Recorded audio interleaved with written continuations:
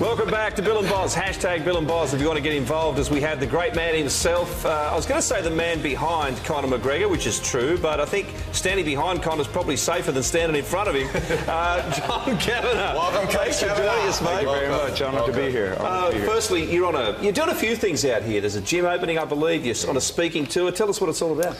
Yeah, so it's actually a year anniversary coming up of I wrote a book, and kind of took off. I thought it would sell about 10 copies to family and friends, but I think there's 45,000 copies sold now, and it's translated into Hungarian of all languages and Russian as well. Good.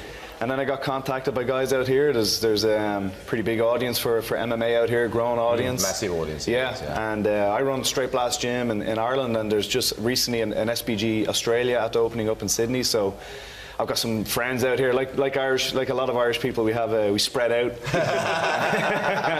and so yeah, it's been since I've seen Crocodile Dundee. It's been since I was a kid. I wanted to come to Australia. So. And Johnny, you're going to speak on Friday at Star City, the casino, and then in Melbourne as well next week. So what's that talk and that going to be about? Yeah, so it's they're saying it's bringing the book alive. So talk a little bit about the book, some of the stories, expand on them. And then the part I'm most interested in is the Q&A. You know, let's hear what the crowd want to ask, what sort of questions, and a bit of interaction with them. And I'm looking forward to it. Oh, I am too. Yeah, just on that, obviously you're going to get a lot of questions about the Floyd-Mayweather fight.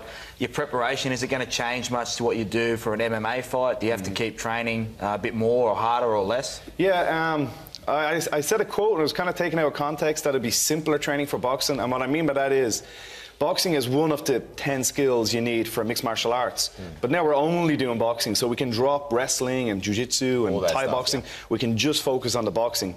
So, of course, we're getting ready to fight arguably one of the best defensive boxers of all time, but the training will become simplified because we only have to do boxing. So, you know, it's a new challenge. I'm excited about it. And John, on that actual fight, we know when it comes to boxing, MMA, like you told me before, it's quite straightforward. I want to fight you, we've been told to fight, but in boxing there are so many people. How close are we to actually saying 100% the fight is going to happen on a certain date? You know, in my mind, it's on. You know, that's the mentality we're in. Like you said, there's a lot of fingers in the pie in this one. There's different promotions, different organisations, different commissions that are involved. But as far as I'm concerned, I really believe it's going to happen this year. Good. And that's the mindset I have. So let the people in the suits worry about the paperwork, and we're training for it. Good. I suppose you don't go into too much detail about how the training is, but how are you preparing for this? I mean, in terms of physicality, because obviously there are different stresses on the body with MMA than there is for boxing. Yeah, I mean, it's almost like the kind of physicality to get ready for like a rugby game compared to get ready for like a soccer game. Yeah. Yep. You know, it's not that it's easier, it's different. Yeah. Different energy systems involved. So, you know, we can cut out all the grappling training that we'd have to do. Kicking and things like that. Yeah, exactly. No, like I said, it's simpler. It's not easier. It's simpler. There's less skills involved. But yeah, you know, we're training different for it than we have in the past. What weight are we looking at, John, for the fight? There's 147 being thrown around, which is about 67 kilos. Yeah. Conor's fought at 66 plenty of times, so that's not going to be an issue. But that's one of those points to be argued by the guys in the background. In the suits. Let's take a few steps back. How did you get into martial arts? Where did it all start? Yeah, so when I was in college, I'm actually a mechanical engineer by trade, and when I was studying, I came across UFC 1, and I've been a fan, like most kids, I've been a fan of martial arts my whole life. You know, you watch Bruce Lee movies and. Yeah. But when I went to martial arts schools, it never looked like a real fight to me. It was always kind of choreographed. And then I saw UFC 1, and it was so raw. And back then, there was no weight classes, and there was a small guy, I'm a pretty small guy as well, and a small guy, and he was able to beat all the big guys. And that was very appealing to me. I was like, man, I learned this. I'm going to be whooping some big guys, you know? It appeals to Jamie too, I think. Well, we're in the same boat. So while I was studying, I was also studying mixed martial arts, and when I graduated, funny story, when I opened up my first school, an Aussie walked in. This is 16, 17 years ago. And back then, he was quite advanced compared to anybody in Ireland, and I was lucky. He trained me, he taught me a lot. I'm actually over here now. He's opening up SBG Sydney. It's funny, it's all come full circle. Yeah. But that's how I got involved. I saw UFC 1, fell in love with it. I thought it was very raw, very pure, and and I was hooked for life. And the appeal of the sport has just taken off. Do you think that is the main reason, or do you think it's more the fact that people just got a little bit sick, with all the politics with boxing? The number one says he's not going to fight this one. He's going to. There's 5 or 6 belts for each weight division. Do you think it was a bit of all that, or that definitely plays a part? But as well, I think fighting, like, say over here, okay, cricket is huge, but no one in Ireland cares about cricket, and then at home, like, soccer is huge over there, but everywhere in the world, when 2 people punch each other in the face, it's raw, it gets people's attention. And then the UFC, particularly the UFC as a league, they're a very slick marketing machine. So you put all that kind of razzmatazz, bells and whistles, with a sport that's so raw. Stuff, you put it together, and you can show that anywhere in the world, and people are going to be grabbed by it, John, talk to us about your coaching techniques. What's something that you've brought to Conor McGregor's game, or even to another fighter's game, where you've thought, I can really help that person, but it might be a little bit unusual and maybe not accepting of the fighter? Yeah, with the way my coaching philosophy is, like, I'm very much about, it sounds very obvious, but I'm about evidence. I want to see what works, and then that's what I'll go with. So, for example, been talking about boxing, like, sometimes with Conor's techniques, a coach in a particular art you're doing it technically wrong, but it's working. And they would try to coach that out of him. And I don't see the point of that. I want to see, is it working? Does it repeatedly work? Okay, well then that's something we're going to focus on. So I've always tried to mold my style around my fighter rather than have my fighter mold his style around what I think he should be doing, Each fighter's unique, each fighter has their own strengths and weaknesses. So I try to spot what their strengths are and then guide them towards that, build their confidence and build their game around their own particular skill set. That's interesting, because in sports like tennis and golf, in going back 10 years at least, a lot of coaches are doing just that now. There's less of this, literally beating out of kids, something that might be a bit peculiar to them. Yeah, right. That's same in our sport. In football as well. The same with the youngsters, But certain people have their certain styles, and if you coach it out of it, a lot of them get dispirited. Girls don't go and just say, this is not for me. Let them be what they are. That's the important thing. You see coaches try and coach things out of all the time, tackling techniques, passing techniques, but completely different. And I think, like John said, the evidence is behind what the athlete's doing. If it's not working, 100%. Okay, if it's not working, especially in your sport, if it's not working, it means you're getting hurt. So that's understandable. But if it's working, it does my head in when I see coaches doing that. When something's working, I want to change him to do this and do that, and you're thinking, why? Yeah. So fast forward 12 months, say he has the fight, Conor has the fight, beats Floyd Mayweather. What's next? What more can he do? Yeah, maybe try mountaineering and do Everest on one leg or something. Yeah, when he brought this challenge to me, I kind of had to just shake my head and smile. He's done so well in mixed martial arts, but that's been Conor, and also the kind of the mentality around, like, you can't do that. Like, we grew up hearing that. Like, you can't in Ireland get a fighter to the UFC level. You can't fight her for a UFC belt without having a wrestling background. Like, we just hear that all the time. But you know what? We keep doing it. We keep proving it wrong. So we're looking forward to the challenge of it. And John, in terms of the actual gym that's going to open up here in Australia, I want to, because I've actually been doing mixed martial arts for the last 6 months, and not only have I found it incredibly difficult, but great for your fitness. Without having to, I want to get through to people. When you train, you don't have to go and get. I don't go and get smashed, but I'll just do it for my fitness and for your self-belief and confidence.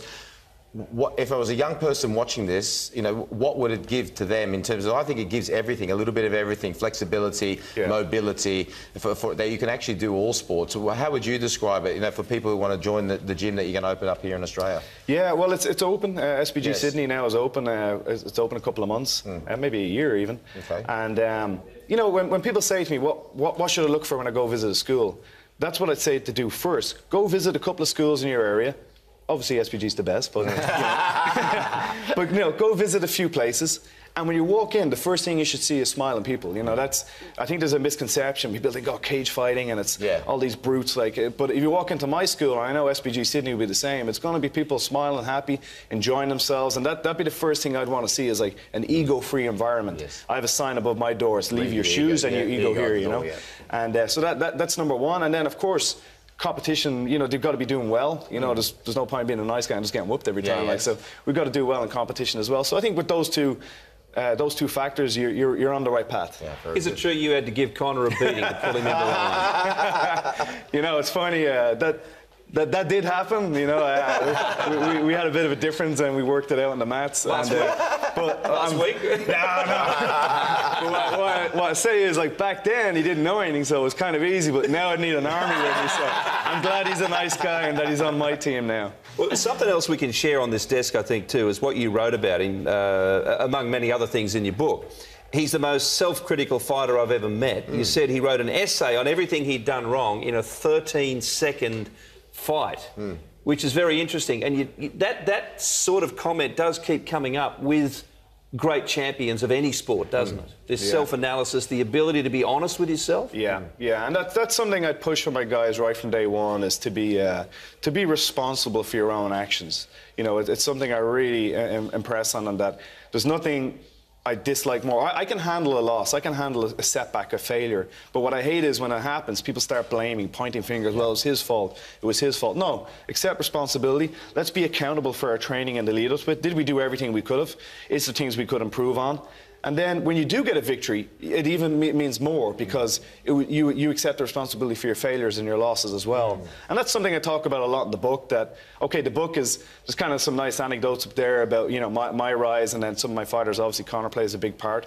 But I kind of wanted to sneak in that philosophy that, you know, we're all going to have failures and losses, but what we don't want to do is have the fear of failure freeze us into inaction. And sadly, you see that too much, that kids are afraid to put themselves forward, because if they fail, you know, their friends are going to point and laugh at them. And I really want to get my kids understanding that it's not a big deal to fail and lose. In fact, it's the secret of success. Yeah, well, you learn more. Right. Yeah. A couple of questions here from our viewers. Matthew Mangan, thank you for your question. Coach, how likely is another home fight in Dublin for McGregor, and is the stadium still on the wish list? You know, unfortunately, it's very unlikely. They would have to change a number of things, like the walkout time would be 4 a.m. in order to hit the American pay-per-view market. Right. Unfortunately, in my country, the athletes will be taxed very, very highly, whereas the tax in Vegas is quite low. Right. So, for a number of reasons, I don't see an Ireland fight. There we go. And this one from John Snow. I'm not sure if it's your real name, John, given the popularity of Game of Thrones. Game of Thrones fan here, yep. How many more fights will Conor have in the UFC? It kind of ties in with what Jamie was saying about what next, assuming the fight with Mayweather goes ahead. But what about UFC? You know, he's 28, which is young for the fight game, and especially the way he lives his life. You know, he's clean living, and he's just, you know, he's just so into his sport. He's not going anywhere soon. You know, he could leave, he could retire now, and even with his excessive spending, he still will be okay for the rest of his life. Or he could do movies and make a lot more money without being hit in the face. But what motivates him is the same as it was 10 years ago. He loves the sport. He loves the thrill of competition. His body's in great shape, so we're not going anywhere soon, anytime soon. That's an interesting point you made about the other offers. Now, Ronda Rousey obviously has had a lot of Hollywood experience, you know, overlapping what she's done in the octagon. But with Conor, has he shown an interest in that? And has he changed as a person much since you first had him? Is there a little bit of Hollywood in him these days, apart from the obvious pre-fight entertainment and all that stuff? Yeah, you know, like you know, Ronda, obviously she had one of her biggest losses in, I think it was at Melbourne, right? Yep. And she was kind of doing movie roles at the same time, whereas like Conor's turned down some big parts in movies in the lead up to a fight. You know, in the Diaz rematch. I think Michael Bisping ended up taking a role that he was going to be doing. I think that goes to show you where his mind is, you know. He obviously could have made a hell of a lot of money there and had his training crew with him, but that wasn't his focus. And like I know people always kind of look at me when I say he's not really into that side of things. He loves fighting, and then what comes with it, he does. But I've said it before, I think when fighting is done, Conor's going to disappear, because he's not one to... He could be on the front page of the papers every day if he so chose.